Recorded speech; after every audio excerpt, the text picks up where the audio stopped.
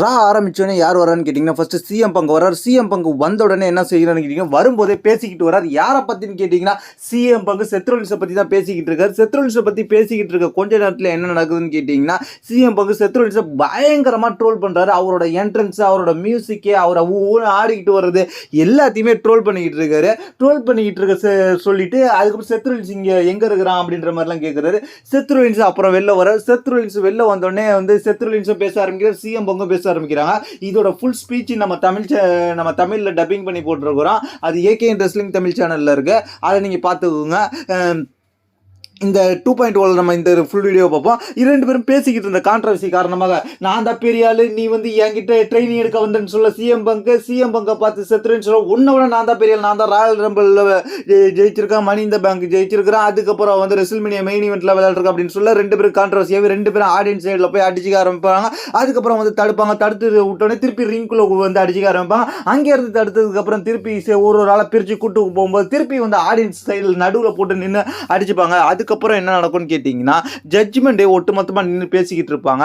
நான் போன வாரம் சாட்டர்டே நைட் மெயின் ஈவெண்ட்டில் எனக்கு ஏன் யாருமே ஹெல்ப் பண்ண வரல அப்படின்ற மாதிரி ஃபின் பாலர் கேட்டுக்கிட்டு இருப்பாரு. அந்த இடத்துல வந்து லீவ் மோர்கனுக்கு பதில் கொடுத்துக்கிட்டு இருப்பாங்க. நம்ம இப்போ சாம்பியன் ஆகணும், நம்ம அடுத்து ரிக்கரண்ட் இன்டர்கான்ட் சாம்பியன் ஆகணும், நீங்கள் டேக் டீம் சாம்பியன் ரீடைன் அப்படின்ற மாதிரி பேசிக்கிட்டு ஃபின்னு நம்மள்ட்ட வந்து பெரிய சாம்பியன்லேன்னு வருத்தப்படுற மாதிரி தெரியுது அந்த இடத்துல. அதுக்கப்புறம் செத்ரோலின்ஸ் பேக் ஸ்டேஜில் போய் ஆடம் பெஸ்ட்டு போய் எனக்கு ஃபைட்டு வேணும், எனக்கு மேட்ச் வேணும், சிஎம் பங்கோட எனக்கு முடிவு பண்ண, எனக்கு பதில் சொல்லிட்டு போ அப்படின்ற மாதிரி சொல்லுவார். உடனே ஆடம் பெஸ்ட் அதுக்கு இது சரியான நேரம், எனக்கு ஒரு 10 நிமிஷம் டைம் கூட, 10 நிமிஷம் கழிச்சு நான் உனக்கு எப்போ மேட்ச் வைக்கிறேன்றதை நான் முடிவு பண்ணிட்டு சொல்கிறேன், என் வேலையை பார்க்க விடு அப்படின்ற மாதிரி சொல்லுவார். உடனே என்னடா உன் வேலையை போய் பாரு, சீக்கிரம் எனக்கு பதில் சொல்லுன்னு சொல்லி செத்ரோலின்ஸ் அங்கேருந்து கிளம்புவ நேரத்தில் என்ன நடக்கும்னு கேட்டிங்கன்னா ட்ரீம் மேக்கர் ட்ரைவ் வந்துருவார். ட்ரீம் மேக்கர் ட்ரைவ் வந்து நான் வந்து இப்போ எல்லாரையுமே அட்டாக் பண்ணிக்கிட்டு இருக்கிறேன், அடுத்து ரோமனை நோக்கி நான் அட்டாக் பண்ண போறேன் அப்படின்ற மாதிரி சொல்லிட்டு அதனால நீ உனக்கு எந்த வித பிரச்சனையும் இல்லையா அப்படின்ற மாதிரி சொல்லி கேட்பாரு. அதுக்கு வந்து செத்ரோலின்ஸ் சொல்ற நீ செமிஜேன் ஜே இவங்க ரெண்டு பேரையும் நீ அட்டாக் பண்ணக்கூடாது, ஏன்னா அவங்களாம் என்னோட நண்பர்கள், ஆனால் நீ என் நண்பர்கள் கிடையாது, நீ தேவையில்லாமல் அவங்கள அட்டாக் பண்ணுற. இப்போ என்னோட நோக்கமே சிஎம் பங்கு கதை முடிக்கிறது தான், நான் அதை முடிச்சுட்டு தான் நான் அடுத்த வேலையை பார்க்க போகிறேன், ஃபஸ்ட்டு நான் சிஎம் பங்கை முடிக்கிறேன், அதை நான் பாரு அப்படின்ற மாதிரி சொல்லுவார். ரெண்டு பேருக்கும் கான்ட்ரவர்சி போயிட்டு இருக்கும். சரி, அந்த இடத்துலேருந்து செத்ரோலின்ஸ் அப்படின்னு நைஸாக கிளம்பி போயிடுவார். சிஎம் பங்கை பார்க்கணுன்றாக அவர் கிளம்பி போயிடுவார். ட்ரீம் மேக்கர் அப்படியே அந்த இடத்த விட்டு கிளம்பிடுவாங்க. அந்த கான்ட்ரவர்சி அங்கேயோட முடிஞ்சான்னு கேட்டிங்கன்னா அது தொடர்ற மாதிரி தான் தெரியுது. இதை பற்றி நம்ம அடுத்த அப்டேட்ல சொல்கிறோம். அடுத்து என்ன நடக்கும்னு கேட்டிங்கன்னா ட்ரீம் மேக்கர் அப்படியே கொஞ்சம் முறைச்சிக்கிட்டே பார்ப்பார் செத்ரோலின்ஸ் போகிறத, என்னடா இவன் நம்ம கேட்ட கேள்விக்கு சரியான பதில் இல்லைன்ற மாதிரி. அதுக்கப்புறம் என்ன நடக்கும்னு கேட்டிங்கன்னா இங்கே பார்த்தீங்கன்னா இன்டர்கான்டினென்டல் சாம்பியன்ஷிப்புக்கான மேட்ச் நடக்கும். அந்த மேட்ச் யார் யாருக்குன்னு கேட்டிங்கன்னா பேரன் பிரேக்கர் வர்சஸ் லோடி கிங்கேசர், இவங்க ரெண்டு பேருக்கு நடக்கிற மேட்ச். இந்த மேட்ச்சில் வந்து லோடி கிங்கேசர் பர்ஃபார்மன்ஸ் கொஞ்சம் நல்லா தான் இருந்துச்சு. இந்த மேட்ச்சில் வந்து ரெண்டு பேருமே நல்லா தான் பர்ஃபார்மன்ஸ் பண்ணாங்க.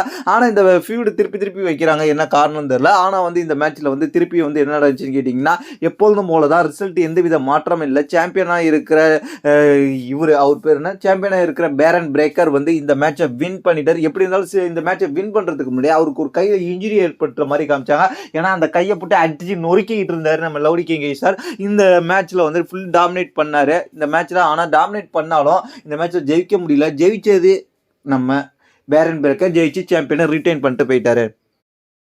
அடுத்த பேக் ஸ்டேஜில் நியூ டே நியூ லுக்கோட வராங்க, வித்தியாசமான கெட்டப்பில் வராங்க. இல்லை ஒரு பனிக்காலன்றதுனால பனிக்கு இதை போட்டு வராங்களா, இல்லை ஹீல் டர்ன் பண்ணுறதுனால ட்ரெஸ் சேஞ்ச் பண்ணிட்டு வராங்கன்னு தெரியல. ஆனால் வந்து அங்கே ரேமஸ்டுடியோ போய் சந்திப்பாங்க. ரேமஸ்டுடியோட போய் பேசுவாங்க. ரேமஸ்டுடியோ வந்து நீங்கள் செய்கிறது லுக்கெல்லாம் சேஞ்ச் ஆயிருக்கு, நீங்கள் செய்கிறது தான் தப்பு அப்படின்ற மாதிரி ரேமஸ்டுடியோ பேசுவார். அவரையும் மதிக்காமல் அந்த இடத்துல இருந்து அவரை வந்து பேசி பார்த்துட்டு அந்த இடத்துல கிளம்பிடுவாங்க. அதுக்கப்புறம் பேக் ஸ்டேஜில் பார்த்தீங்கன்னா வைக்கிங் ரைடர்ஸ் வந்து வார்னிங் கொடுத்துக்கிட்டு இருப்பாங்க. யாருக்குன்னு கேட்டிங்கன்னா இன்றைக்கி நடக்க போகிற டேக் டீம் சாம்பியன்ஷிப் வச்சு ஜட்ஜ்மெண்ட் டேவோட நடக்க போது அந்த மேட்ச்சுக்கு இதுக்கு முன்னாடி நடந்த மாதிரி நடக்க நான் ரெடியா இருக்கிற அடிக்கிறதுக்கு அப்படின்னு சொல்லிட்டு இருப்பாங்க. அதுக்கப்புறம் வந்து ராவ்ல நெட்ஃபிளிக்ஸ்ல ஃபர்ஸ்ட் வீக்ல வந்து ட்ரைபிள் காம்பேட் மேட்ச் நடக்க போகுதுன்னு சொல்லிடுவாங்க. அதுக்கப்புறம் பேக் ஸ்டேஜ்ல ஆடம் பெஸ்ட் சிஎம் பங்குக்கும் செத்ரோலின்ஸ்க்கு ஒரு மேட்ச் ஃபிக்ஸ் பண்ணணும். செத்ரோலின்ஸ் வேற கேட்டு போயிருக்கான். அந்த மேட்ச் நான் எப்போ வைக்கலாம்னு முடிவு பண்ணியிருக்கேன், அதுவும் ராவோட நெட்ஃபிளிக்ஸோட ஃபர்ஸ்ட் வீக் ஷோல நடக்க போகுது பிரீமியர் அப்படின்ற மாதிரி சொல்லி கன்ஃபர்மேஷன் பண்ணிடுவாரு. அதுக்கப்புறம் என்ன நடக்கும்னு கேட்டிங்கன்னா லீவ் மோர்கன் வருவாங்க. லீவ் மோர்கன் யார் கூட வருவாங்கன்னு கேட்டிங்கன்னா ரிக்கி ராண்டேக்கல், லீவ் மோர்கன், அதுக்கப்புறம் வந்து டாமினிக் மிஸ்ட்ரியோ. இது டாமினிக் மிஸ்ட்ரியோ ஃபர்ஸ்ட் பேச ஆரம்பிக்க போறாரு. ஆரம்பிக்கிறதுக்கு டாமினிக் மிஸ்டீரியோ இது வரைக்கும் WWE பேச விட்டதே கிடையாது ஃபேன்ஸ். அதே மாதிரி மூவ் பண்ணி அசிங்கப்படுத்தி அனுப்புறாங்க. அதுக்கப்புறம் வந்து இதை பார்த்து கடுப்பான லீவ் மோர்கன் என்ன பண்றாங்கன்னு கேட்டீங்கன்னா, நம்ம பேசினா பூதா நடக்கும்னு சொல்லி ஒரு பெரிய மைக்ரோஃபோனை கொண்டு வந்து பேச ஆரம்பிக்கிறாங்க.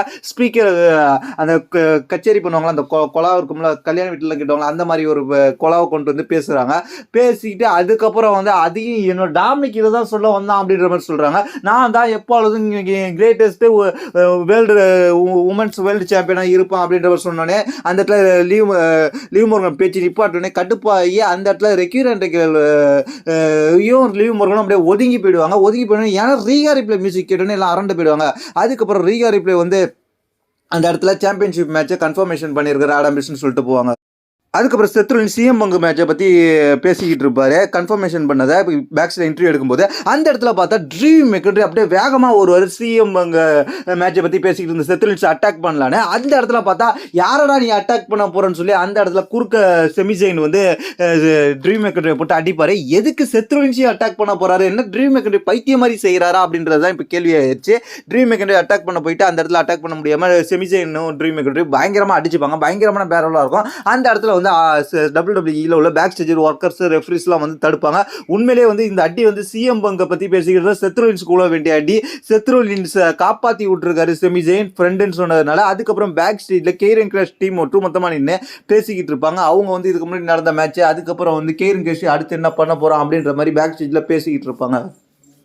அடுத்த உமன்ஸ் இன்டர்கான்டினல் சாம்பியன்ஷிப்புக்கான ஃபர்ஸ்ட் ரவுண்ட் மேட்ச் நடக்கும், ட்ரிபிள் ரெட் மேட்ச். இந்த ட்ரிபிள் ரெட் மேட்ச்சில் யார் வின் பண்ணிடுவான்னு கேட்டிங்கன்னா, சோயா ட்ரக் இந்த மேட்ச்சில் வின் பண்ணிடுவாங்க. வின் பண்ணி ஃபர்ஸ்ட் ரவுண்ட்லேருந்து அடுத்த ரவுண்டுக்கு போயிடுவாங்க. இதோட ஃபைனல் மேட்ச் எங்கே இருக்குன்னு கேட்டிங்கன்னா, நெட்ஃப்ளிக்ஸோட ப்ரீமியர் ஷோவில் இருக்கிறதுக்கு அதிக வாய்ப்பு இருக்குது. அதனால் இப்போ ஃபர்ஸ்ட் ரவுண்டு வின் பண்ணி முடிச்சு அடுத்த ரவுண்டுக்கு போயிட்டாங்க.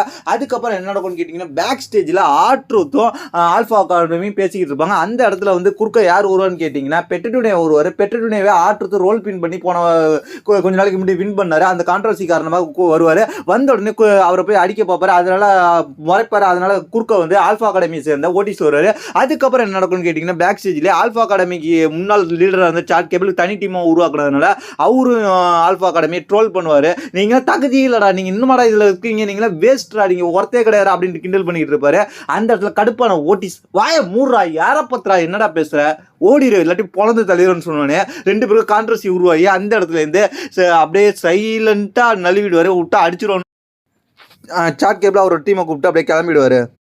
அடுத்த பேக் ஸ்டேஜில் நியூ டே பேட்டி கொடுத்துக்கிட்டு இருப்பாங்க. நியூ டே பேட்டி கொடுத்துருக்க நேரத்தில் ஒரு சத்தம் கேட்கும், ஒரு அலறல் சத்தம் கேட்கும். என்னன்னு போய் பார்த்தா அங்கே இடத்துல ஜோயா ட்ராக்கு, சோனியா டேவில், அதுக்கப்புறம் வந்து ஷைனா பிளஸ், இவங்க 3 பேரும் டேமேஜ் கண்ட்ரோலில் உள்ள ரெஸ்லரை போட்டு அடிச்சு கையை பயங்கரமாக அந்த குப்பை தொட்டியை போட்டு நசுக்கி விட்டுருப்பாங்க. அதுக்கப்புறம் என்ன நடக்கும்னு கேட்டிங்கன்னா, மெயின் ஈவெண்ட்டுக்கு வந்திருப்போம். மெயின் ஈவெண்ட் என்னன்னு கேட்டிங்கன்னா, டாக் டீம் சாம்பியன்ஷிப் மேட்ச் யார் யாருக்குன்னு கேட்டிங்கன்னா, ஜட்ஜ்மெண்ட் டேவை சேர்ந்த Finn Balor and JD McDonagh versus Viking ரைடர்ஸ்க்கு ஒரு டாக் டீம் மேட்சஸ். இந்த மேட்சஸ் வந்து சாம்பியன்ஷிப் மேட்ச் போன வாரத்துக்கு முன்னாடியே கன்ஃபார்ம் பண்ணிட்டாரு ஆடம் பெர்ஸ். கன்ஃபார்ம் பண்ண மேட்ச் இந்த மேட்ச் நடந்துச்சு.